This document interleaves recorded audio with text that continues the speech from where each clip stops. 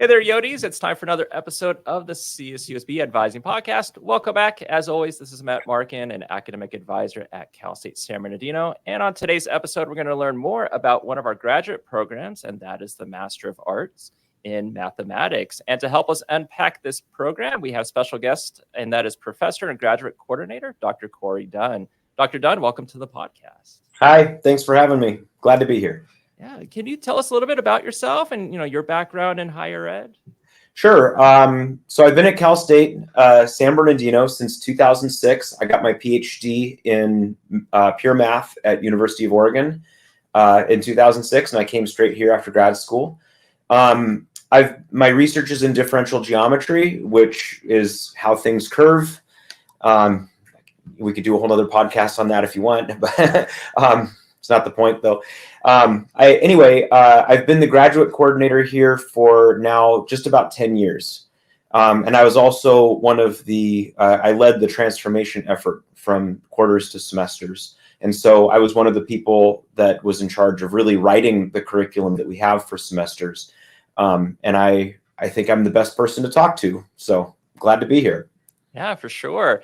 And that could also be another full episode, is about the quarter to semester conversion, everything you had to do regarding that for your program. Yeah, I think not a lot of students realize how much work went into that behind the scenes. I'm sure people could guess, but it was a wild experience. And funny thing, it started in 2018 or 2017 even, and it just took years to arrange. But here we are, and it's just weird that our first semester was during COVID.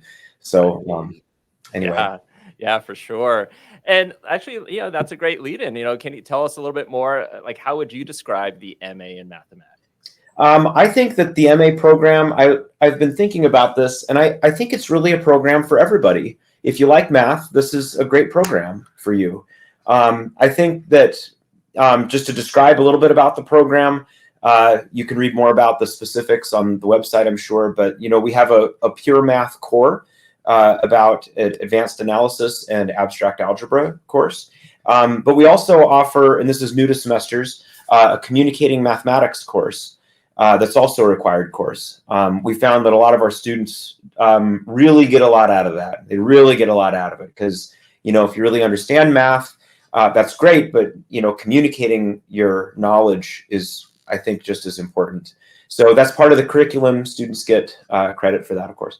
But then after the core courses, there's also a sort of culminating experience. You can either do a thesis or a collection of comprehensive exams.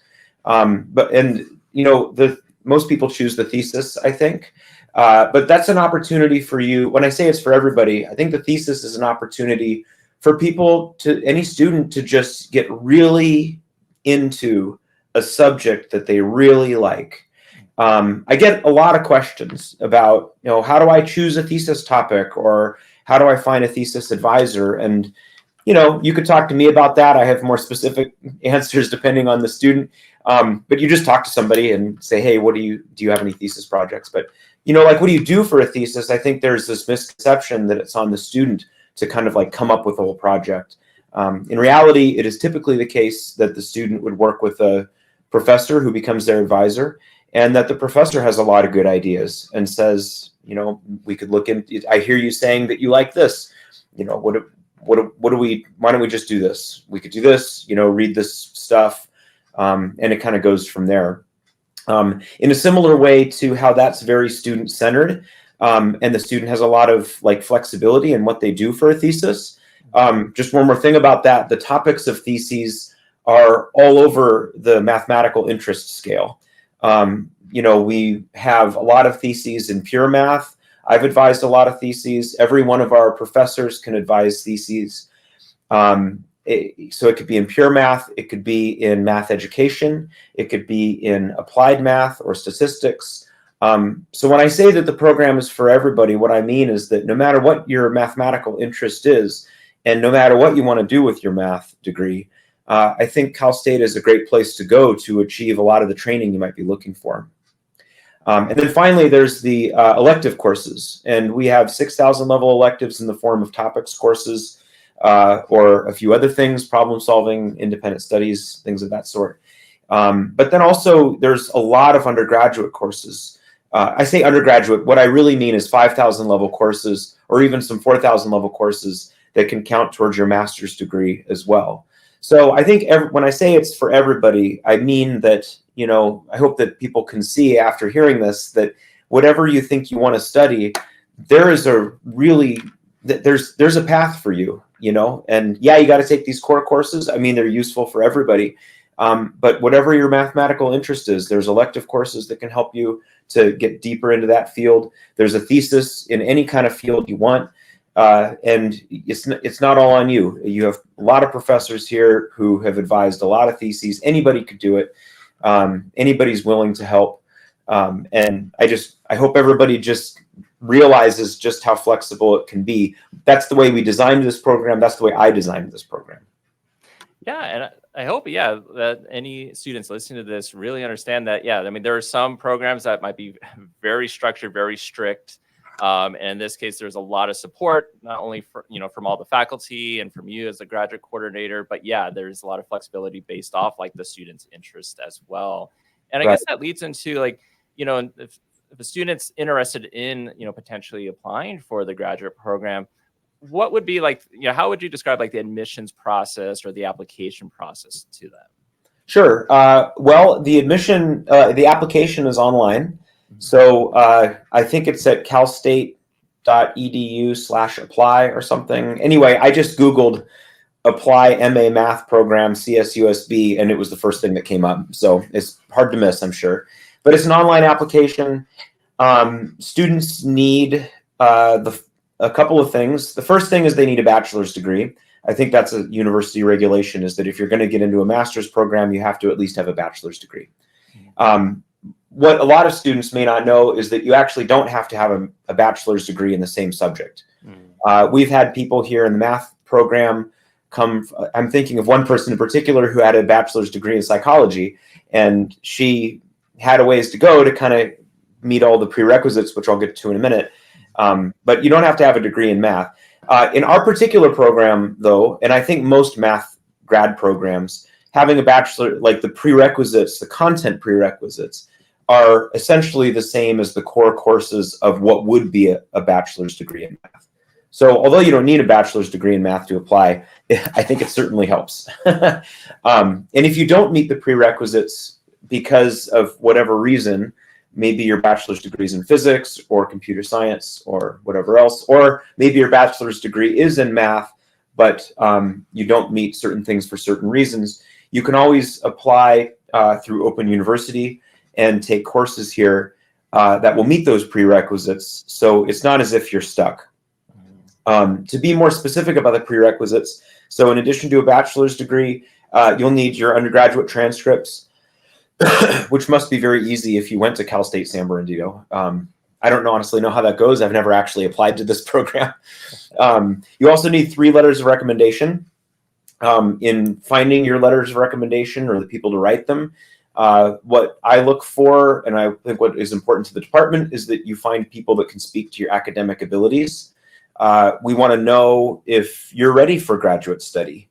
If you have maybe a portion of your transcript that you're not proud of, maybe there's some reason it's like that. We'd like to know. So we also have so although the letters could speak to that, if you have a professor who was your professor during maybe a difficult time that can speak to your ability, why maybe you didn't do so well in a course, that's maybe a good idea too. But we also require a personal statement. So that's your opportunity to contextualize your mathematical experiences, your goals, your motivation, and just to help us to see who you are that's not on your transcript and that's not in these letters. So the content prerequisites to the program, these are the courses that you'll need to have done in your past in order to qualify to get into the program. There's 5 categories. The first category is to have taken, all of these categories is one course with a B or better. And that is one course in abstract algebra, one course in analysis, real analysis, and then one course in a pure math class, one course in an applied math class, and one course in an advanced math class. It's hard for me to list out. I think it would be too long to list out the kinds of things that would work for that. But on our website, where we have a website for program description, we list some sample courses that could count as a pure math course or any of the others.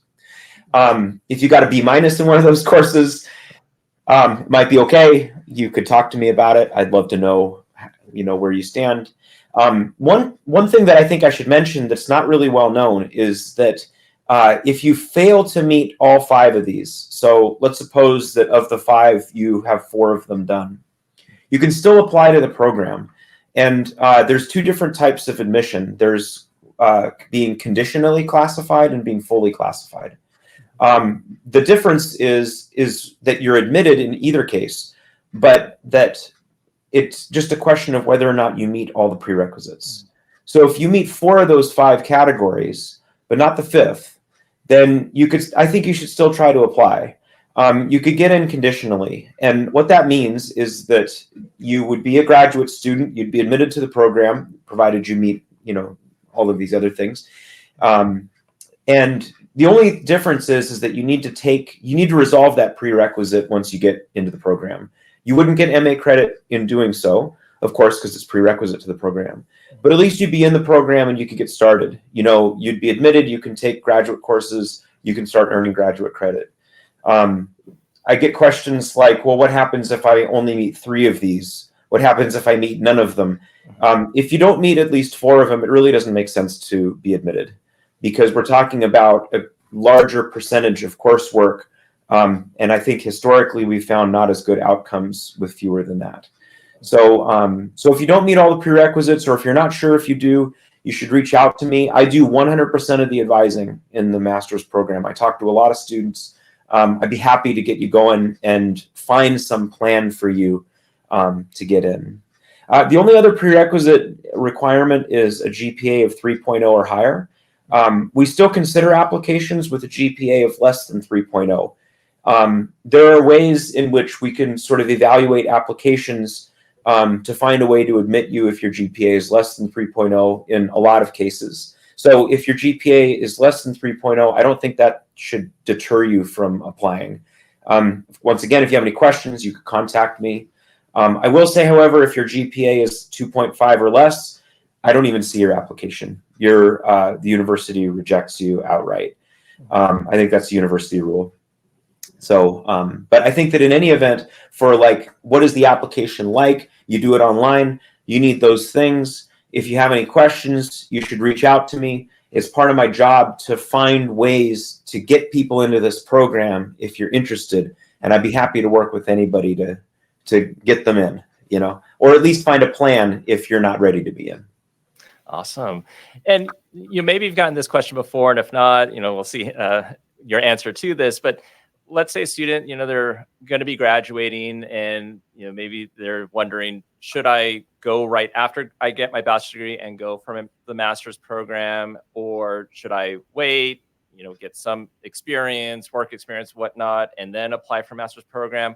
What are your thoughts on that? Yeah, that's a really great question. I think the short answer is that it all depends on what the student's goals are.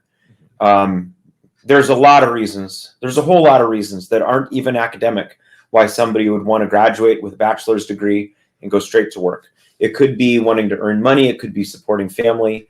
It could just be interest. There's lots of reasons.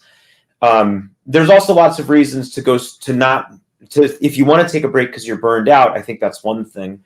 But if you wonder if it's wise to wait, do I need this experience before I apply? The answer is no.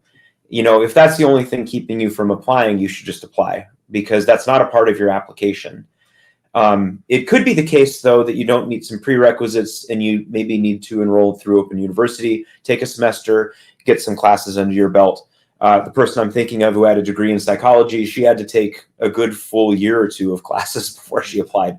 But she did, and then she graduated not too long ago. In fact, she's one of our adjunct instructors now. So I don't know. It's a tough call whether or not people would want to do that, and I think it's personal. But I think in the end, thinking that you need more background or something like that I would say that's not a reason to wait. We have our prerequisites for a reason. If you meet the prerequisites, we think you have the profile of somebody who's going to be successful. So if you have those prerequisites, or if you have almost all of them, this program's for you. There's no reason to wait, unless you have another personal reason to wait. All right, sounds good. And you talked a little bit about it already, but can you talk more about, within the particular program, what students are learning in their classes, or even like how long the program is? Sure. So the program itself is 31 units. We designed it to take 2 years for a full-time student to do. I think I get this this is surprising for undergraduates when I say this, but I think a lot of undergraduates don't realize that graduate programs are typically more personalized than undergraduate programs. I don't know about other graduate programs here at Cal State, but San Bernardino, but I can tell you that the amount of time it takes people to complete this degree varies widely between people. It's a good time to point out that a lot of our students have jobs. Some of them have teaching jobs. Some of them have careers. Some of them have families. It's just a different life part to be in graduate school. And we designed the program with that in mind. So I should say that a lot of our courses, our 6,000 level courses, all of them take place on Monday and Wednesdays in the evenings. And that's to accommodate people with families, people with careers, all sorts of stuff. The other electives, it's up to, we have a different schedule for that because undergraduates may be in those courses. But at least the 6,000 level courses, that we have flexibility in mind. So what do people learn? We have, like I mentioned, we have our core in pure math, which is, although we could have done a lot of different things, there's an algebra course, an abstract algebra, and analysis course. And then, of course, there's elective courses students can choose from, then the thesis. I think that for there's a lot of things I could say about this, but one thing I think I should mention is that for a lot of students, it's not getting the classes done that determines how long it takes. It's how they do with their thesis. Because the thesis is not just a course. Yeah, there are 2 courses. There's 6 units that you get for work on your thesis. But it's not like once you enroll in that class and the term comes to an end that you're done with that. You don't graduate till your thesis is done. And I think that's what's unusual. And I think students don't understand that this is a very personal process. You get it done as you get it done. For my own sake, I've advised thesis students that have come up to me in the fall and said, let's do a thesis. I really want to get done by the spring. And we did it. I've had other students that have taken several years to get it done. And that's not bad. I mean, these are people that have careers and families. They're going to get it done when they get it done. And it's just right for them. So, I mean, I don't want to discourage anybody, of course. The thesis is kind of this culminating experience that should be a big deal. But I think it's personal to each student. And I think each person should expect that they're going to have a timeline that meets their needs, and it'll get done when it gets done. Yeah, and I guess that's a good segue into this question. You've talked about some of the differences that it's for the graduate coursework, that it's more personalized. They have the thesis, so it's not like a bachelor's degree where, for the most part, you take all your classes and then here's your degree. Right. Can you talk about maybe if there's any additional differences you find between undergrad versus graduate level courses? Yeah, it's a little bit difficult to answer that because some of the courses for electives could be, say, at the 5,000 level that both undergraduates or graduates could be taking. For example, complex analysis or topology. Those are courses that graduate students can earn elective credit for, and undergraduates can earn undergraduate elective credit for. So in that sense, it's not as if those courses are done differently just because you have a different classification. However, the 6,000 level courses, I think, are just designed for graduate students. I think that on the one hand, graduate math can happen a little bit faster. I think that our professors kind of expect the students to be able to keep pace.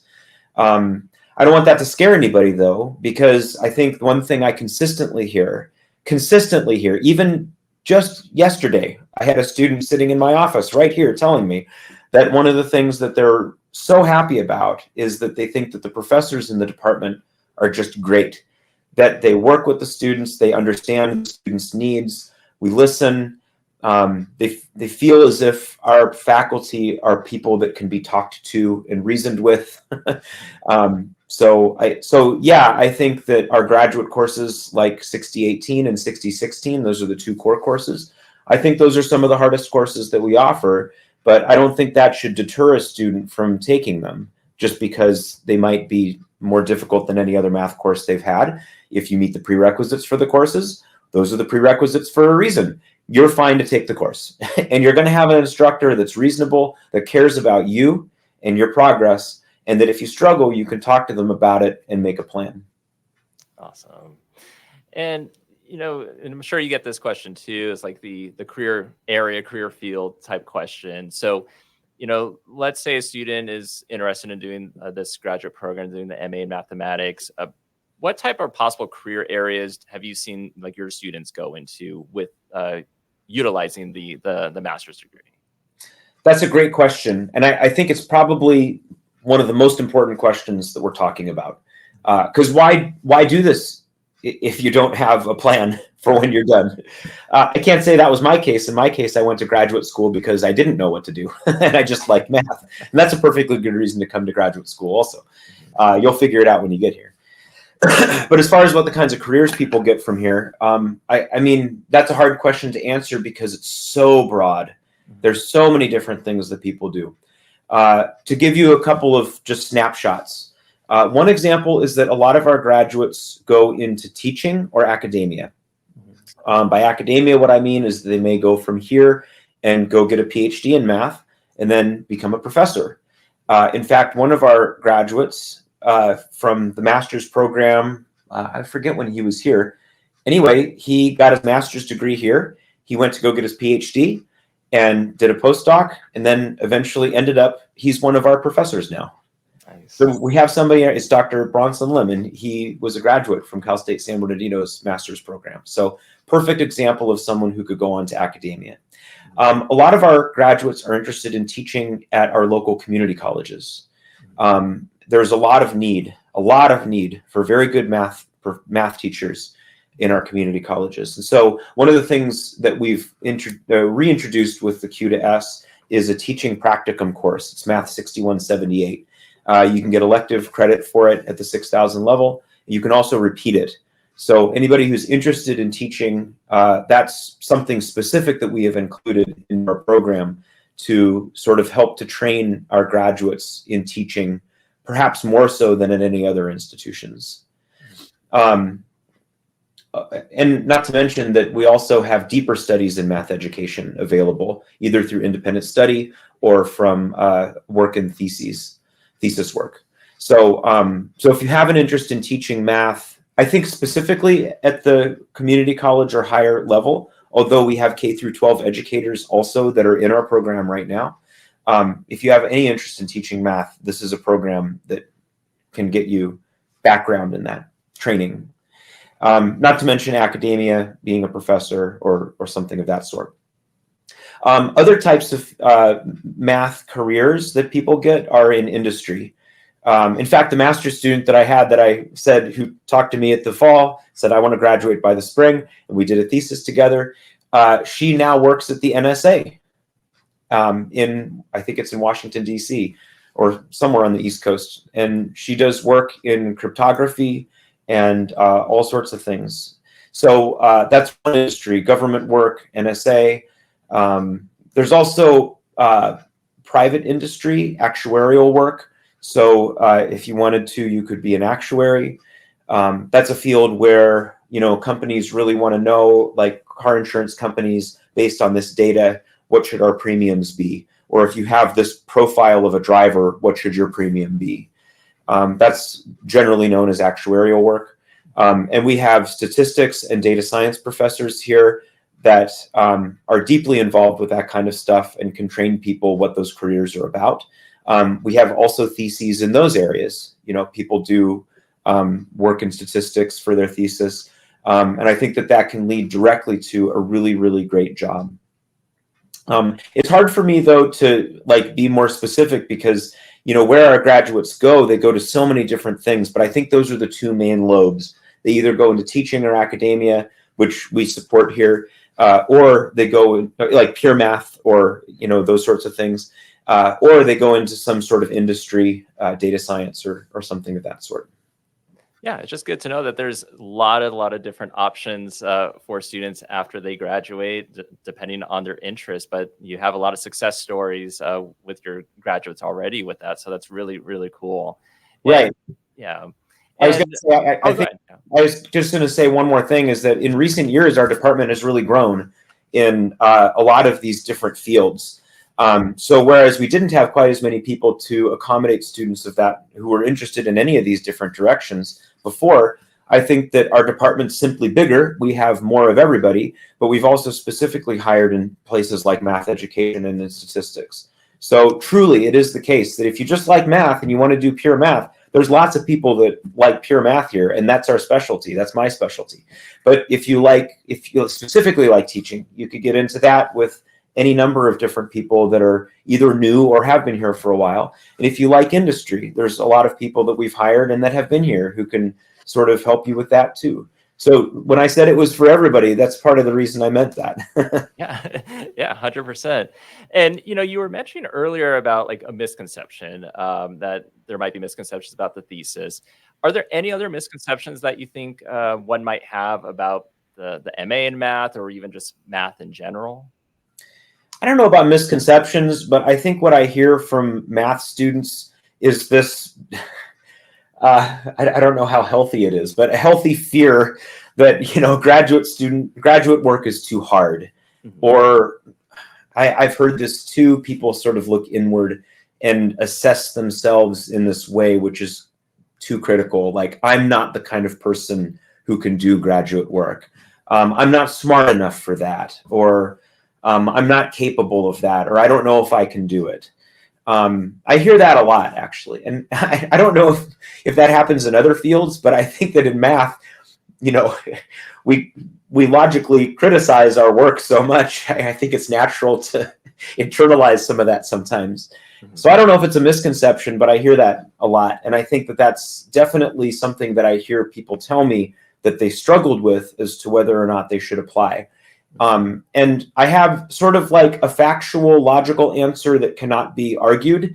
And I have another answer.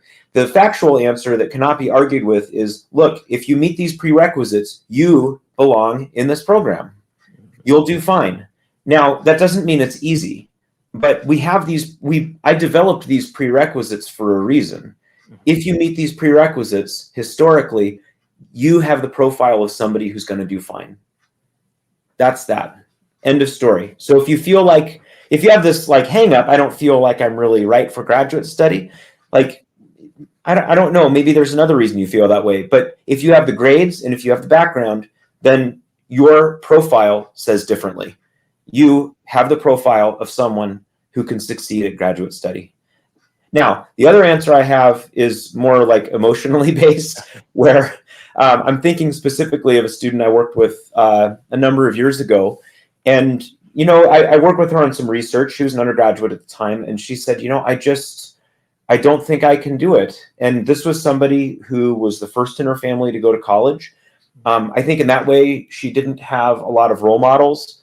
She didn't have other family members who had even been to college, let alone graduate school. I imagine it may have been very difficult for her to assess just how difficult it is. What's it like? What does it mean to succeed? What does it mean to struggle? Struggle is a natural part of a graduate program, as it is in every program, really. But she said, I don't think I can do it. I don't think that I'm right. And I don't think, and she was interested, she wanted to, but she really didn't feel like she could do it. And I told her, I looked at her, I said, are you out of your mind? You have, this particular student had a 3.96 GPA, and she had taken almost every single one of our advanced courses as an undergraduate. If that's not somebody who can do well at graduate work, I don't know who could, right? So I think that's the thing that I would tell people is it's not really a misconception. If you think graduate work is difficult, you're right. These are hard classes. They're not easy. We don't make them hard on purpose. It's just difficult mathematics. There's not a lot of people with math degrees, and maybe that's the reason why. But at the same time, you really have to be straight with yourself and say, I might be interested in graduate study. I don't know if I can do it. Look at your profile. Do you meet the prerequisites of the program? If you do, you belong here. You can do it. Now, if you don't want to do it, that's a different issue. But if you meet these prerequisite issues, or maybe you need to talk to me about it to get over the hump, I'd be happy to talk to you about it. But you cannot argue that if you meet the prerequisites for the program or any of our graduate courses, that's something that you are able to do. That's why we have those prerequisites. Have confidence in that. And then if you still need more help, you come talk to me. I do 100% of the advising for our students that are in the program. Yes, I advise my own theses. That's a different type of being an advisor, but so do a lot of our other professors here. But as far as like getting into the program, come talk to me. If you have specific things that you are concerned about, you let me know. I've done this for 10 years. Chances are good I've seen another student that's just like you in terms of your profile, and I could tell you how they turned out. I'm a wealth of information because I've done this for so long, and I talk to a lot of people. I enjoy talking with students. Please just come talk to me if you're on the fence. Yeah. And for the last question, to kind of wrap things up, let's say a student goes through the process, they apply, they get in. Once they're in the program, are there any resources that you can share that your department offers to students? That is a very good question, and I do get that question a lot. The first thing I'll tell you is that one form of support is just normal university support. I know that's not what you asked, but financial aid, scholarships, that's available for graduate students too. Specific to our department, I can mention two things. I am a little bit sad, though, that there aren't more. And I've actually met with people. I'm working on trying to get more resources for students, but it just hasn't worked out just yet. It's difficult.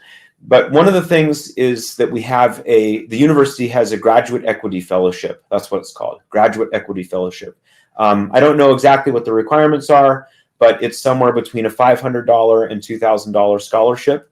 If you want more information about that, you can find info about it on the Grad Studies webpage. Just look for Graduate Equity Fellowship. So that's one thing. And we usually give those out sometime in the spring if there are any applicants. But it's a scholarship. It's free money. If you're eligible, just apply for it. The second thing that we offer is that we have a teaching associate program. Now, I should say this is different from certain TA programs at other universities. For example, in most PhD granting institutions, the TA, like everybody is a TA. Everybody gets funding. And at most PhD granting institutions, the payment that you get is a small stipend and a waiving of your tuition. That is not what happens here. I'm not sure why, but what we have here is that we have, number one, a fewer number of positions available. That changes from year to year depending on enrollment. But usually we have somewhere between like 4 and 7 new positions each year. You apply for the position in the spring. The point of contact is Dr. Dalton Marsh. He's the person who coordinates the teaching associates. It's a job. You get paid for it. And you're an employee of the university. You would essentially teach your own math course. It's usually Math 1402, which is one of our pre-calculus courses, if I'm not mistaken. And that course is coordinated by Dalton. So you're not just handed a book and say, have fun, see you at the end of the semester. You have a support system. This is a program designed for people who want to learn how to teach a course, who are looking for support to teach a course, and who want to be around others who are trying teaching perhaps for the first time. It's very competitive, as I said. Usually most years, every year is different. I don't want to put a hard number on it, but just to give you an idea, about 4 to 7 people each year, depending on enrollment. Some years it's less, some years it's more. I don't want to put some. It's being recorded. I said it, but that's generally what it is. But you would go through an interview process and you would get paid. I don't know how much is the going rate for getting paid, but I think as jobs go, it's a really great job because you're getting teaching experience. You'd think you know the math going into it, but the more you teach it, the more you know it. It also works great for your resume, especially if you're interested in teaching. like say at a community college.